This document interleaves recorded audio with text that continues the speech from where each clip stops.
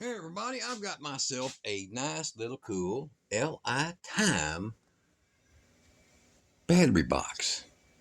I've been having this 200 amp hour battery. You've seen it in other videos, just kind of floating around. I hook it up for inverter testing, and we want to have an inverter test here coming soon. Underneath this big cover up, there's two batteries, a year of lively test, but we're going to use them because they can handle what we're going to do. But let me show you here. Y'all go look below the video. I'll put a link so you can go check it out.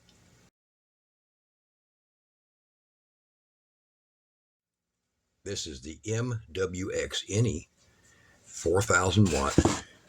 And look, it ain't tiny, guys. It's a big one. I'm going to be doing a video on that one pretty quick. But right now, what I wanted to do was I was going to take those two big monster batteries and this one, because I got even another inverter that's going to need all three. And I'm like, this is getting risky. One of these days, pow, you know what I mean?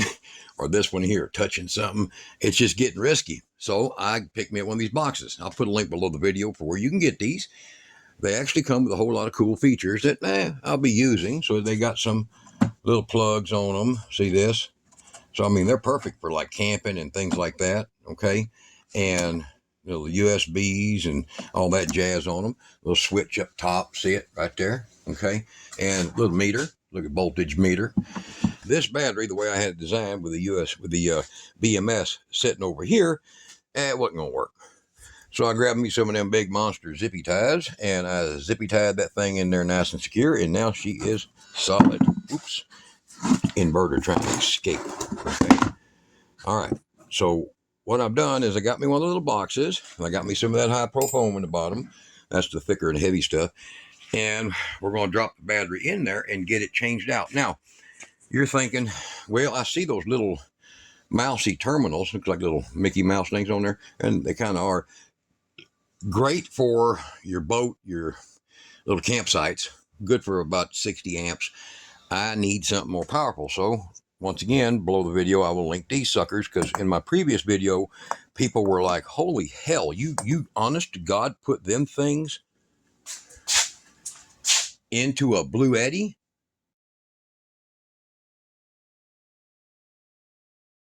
Yeah, I did. Go look at that video right there. I put them 48 volt connection straight to battery. So now I can put, not me, so now my buddy can put a extra 48 volt battery, 105 amp hour to this thing. Yeah, that's like, I don't know what that is. That's like 5,500 more watt hours versus the 2,000 that's in it.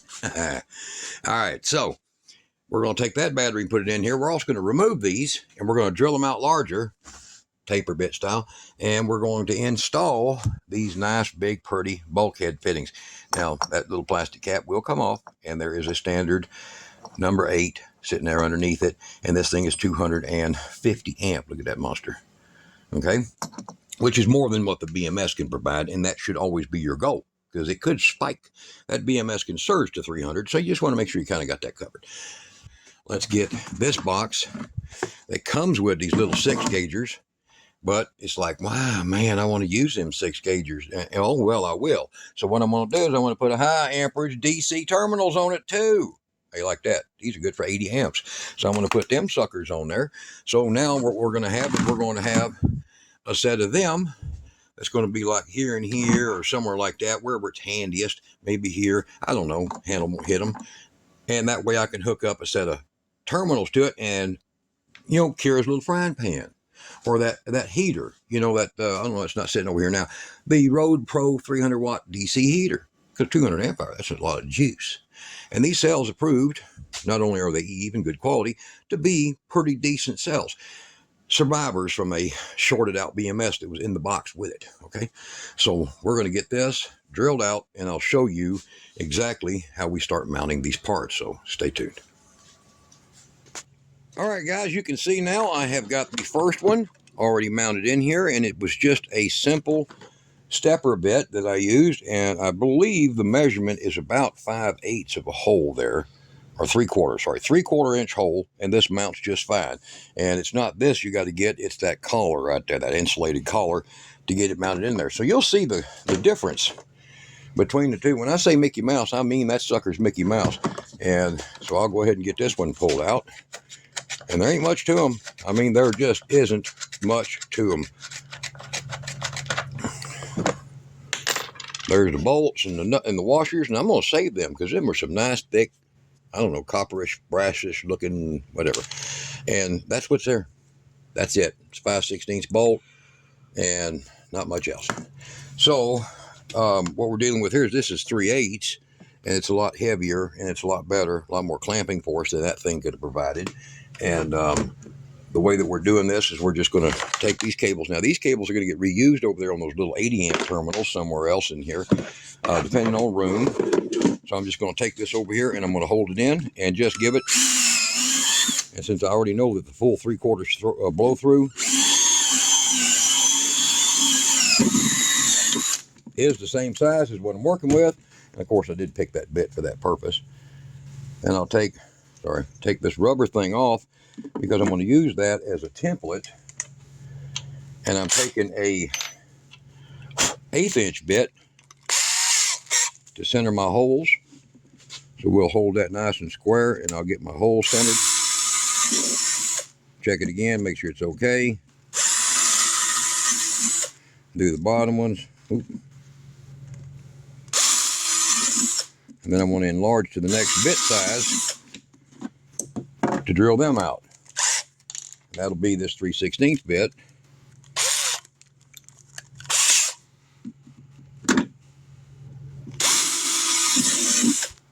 So that those bolts fit through. All right, get all that cleaned up there. It's a good thing of having fingernails other than scratching yourself in places that nobody should see, right? Okay, now get the inside of it cleaned up. Any burrs, looks good. And now we'll get the rubber gasket back on. I don't know if this will do a whole lot of good, but probably keep some bugs out maybe. All right, there we go. Now we got it on there, and we're using these socket bolts right there. Let me just get one in right now. Hold on. And they'll go through. Get that tool over here. Give me a washer on it. Oh, can you see down in there, Kara? Not really. Not really. No, hell, me neither. I'm just feeling my way through this. You see your hand. Well, that's a good thing. As long as my hand can be seen, that's what's important. All right. So I got that in there like so. And then I think this is a 7mm. If it ain't, it's sure working good as one. So there we go. So I got that. Now what I'll do, when I put all these in, you can take any type of quality construction adhesive like this. Now this is Welder, but they make DAP, they make different brands, and you can just put a little bit. So you're like, man, them screw, that's not no safe, that's plastic. Okay, look, watch. A little dab right there. That thing ain't backing out for nothing, okay? So don't worry about that. I got that covered. That's out of your brain. Now we can go back to thinking about good, cool things like next bolt. There's the next one goes through. So I'll go ahead and finish up getting these in. And you see how easy that is, nice and heavy. So this LiTime battery case or box is handier than you think. It actually has a ton of cool little adaptions because it's just big enough. It's just big enough to do this with without causing you any problems. In other words, space problems. And you can put up to 280 amp hour cells inside this box. They will fit the same height as these over here. So the 280s and I think the 304s are the same height as these, but you're going to need roughly 5/8 of an inch wider, and then, 7/8 of an inch wider, and then 1 3/16 wider total than what this is. But you'll see when it goes in the box, there is plenty of room for these 200s. I got a bunch of scrap foam pieces over here that we're going to use to kind of give it a little pack in. And I also have an internal strap, which I'll use on it later when I can find it. It's a little nylon strap. So I'll put that on there too. And we'll have a we'll have a full-scale secured 200 amp hour portable battery that has a lot of features. So it's not like just, you know, go down and buy a 200 amp hour battery and then you got to hang all the crap off the side of it. Well, this one, you can put all the crap inside of it. And it looks like a lead acid battery, so people are probably less likely to try to steal it. They'll think that's just a lead acid battery box. I got one of them on my RV and everybody just ignores it. So I'll go ahead and get this all tidied up, and we'll show you this thing getting its terminals put in and the wiring done on it, and we'll drop it in the box and do a few tests on it right quick with a little small inverter. Okay, so don't run off. We're going to show you the outcome of that. That's pretty nice compared to what was on it. And this is cheap. This is like $7 for a pair of these. Look at the link below the video. I'll send you to these. And don't worry, where I buy these at, I've been shopping for, I don't know, 10, 12 years. No problems. Very good outcome.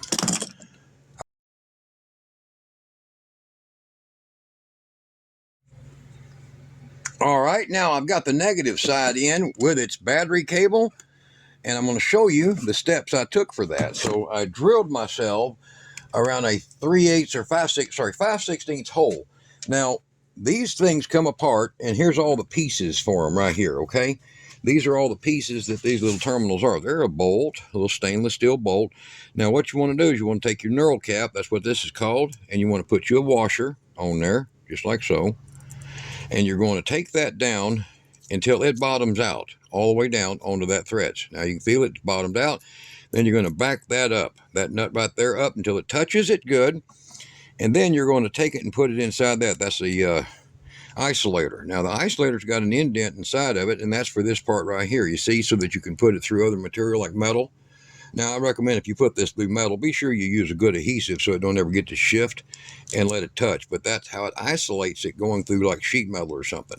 So we're going to take this isolator. Now, since we have this part, and this is what I do to it to keep it from ever moving or coming loose, is I'm going to put just a little tiny bit of this weld glue on there like that. And then I'm going to put it right down in here. You see that? Right down here. There's the hole for it. I'm going to pop that thing in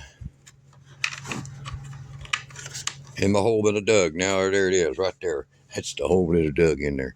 And now I'm going to take and do the same thing over here. I'm going to put a little bit of glue inside of here like that. Put a few spots on this. And that's to ever keep these from ever slipping around on you, because they can. And you probably have these inverters and you use these on your inverters, and they've done exactly that. They've slipped around. So let me see. I got that in there like that, just like so. Now, what I'm going to do is I'm going to put my washer and back nut on there. There we go. And this is a 10 millimeter on these 80 amp ones. And I'll spin it from outside over here because I can still get it moving that way from the knurl nut down here. And then I'll get it in there far enough. I'm going to hold it real tight. And then I'm going to use a 10 millimeter wrench here to tighten this thing up. Now, you don't want to over tighten it. You'll feel it kind of crush in a little bit, and then you'll know you got it.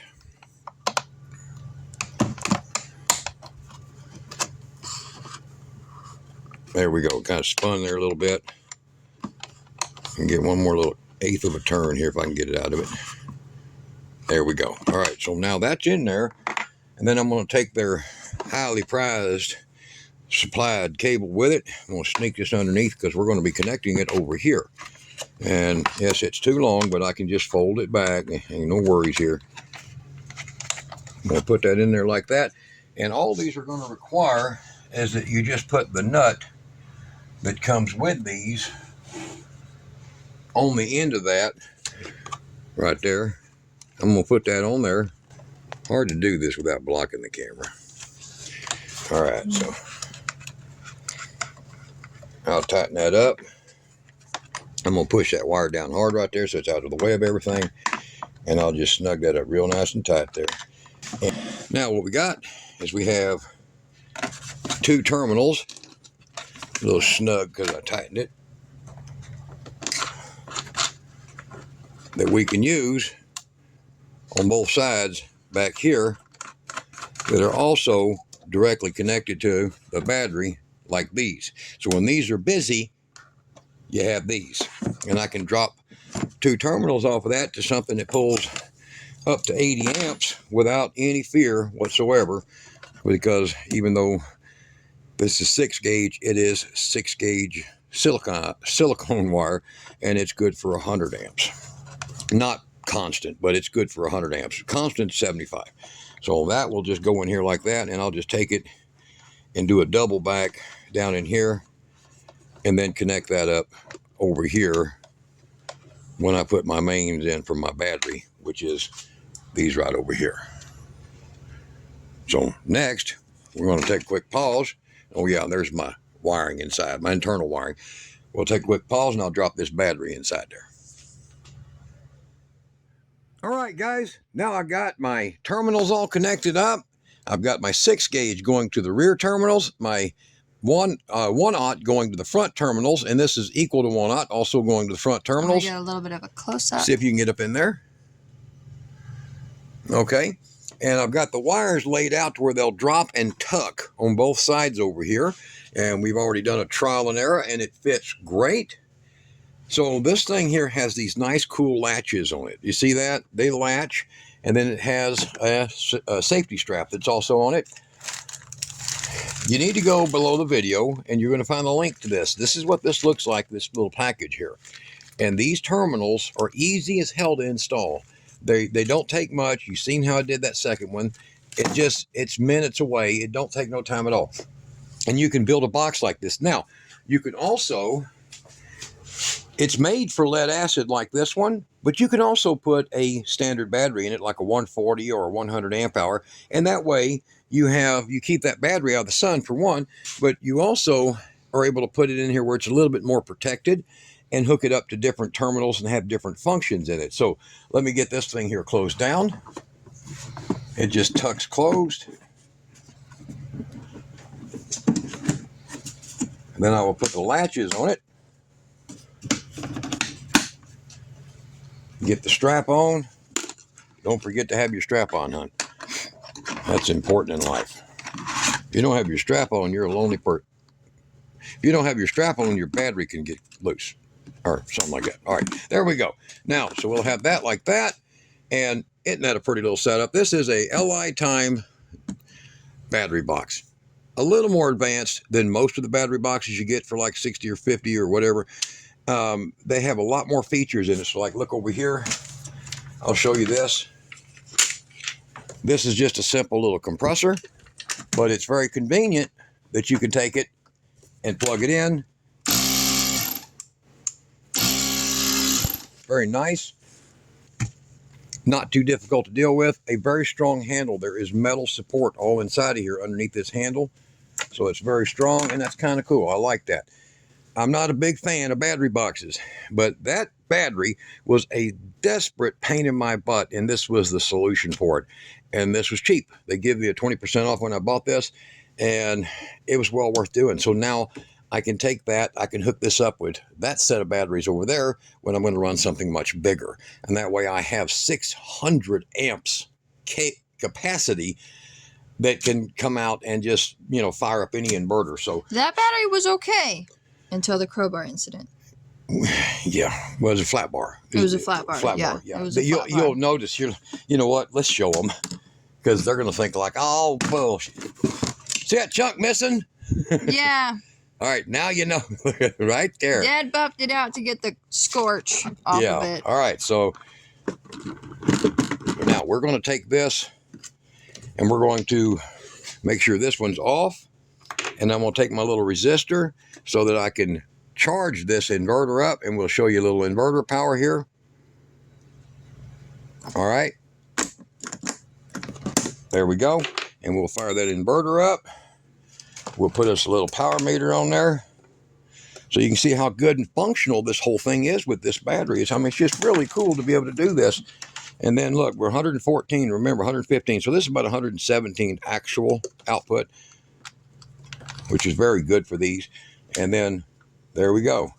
A little electric heater. Great for in your pickup or in your car. And we're waiting on the watts to respond. 159 watts. True sine wave, that little bitty thing. It's about 13 years old, so it works great still. All right. And I have recapped it. I put in 4 new capacitors in it, but still not too shabby. All right. This gives you an option that you may not have had with some different cells. And like I said, the 304s will fit. They will fit in here. Now, how you do your BMS, you might want to attach it to the top because it's going to be very tight. 280s will fit, and you can probably do like me and put the BMS on the side. But battery boxes like this one over here that you're going to see later, kind of a similar outlet. But you can do this yourself for about $300 less. So just letting you know. All right. We'll be showing those too in a few days with that big thing back there. 4,000 watt. Beautiful. And I like their build. And they're recommended. So we're going to do some internal medicine on that. We're going to take a look inside too. Yeah. And if you're anything like that and you take batteries apart, you do actually want this, especially if you have kids. Kids with crowbars, huh? Kids with flat bars. Flat bars. Yeah. My cousin in particular. Yes. She jumped high. Yeah. So, you see how simple all the instructions are. Really easy. Get rid of the Mickey Mouse. Get you something heavy. And I'm going to send a picture of this to LiTime. But let's take a look over here right quick. What do we got back here also? Whoa. How cool, huh? Isn't that nice? And as far as the voltage, all terminals are hot all the time, just like they were in the original setup. And in this case, I've got hot front and back. You can see it, 13.35. Nope. Whoop, sorry. There we go. 13.35 volts. There we go. Try that again. That is the lithium battery's voltage. Hot all the time, but look, nice and protected. Same way up front for basic use. You can carry it. And you can carry that. So no problems. And most people will just think that's some goofy marine box. They won't pay it no mind. But it can do a lot more. And you can actually bolt it down to like your truck bed or something. And you can also sub-C, standard USB. And that's a 4.0. 3.0, 4.0. So this one should be 60 watt, and this one here should be 18. Got it? Yeah. Pretty cool, guys. Not too damn hard to do.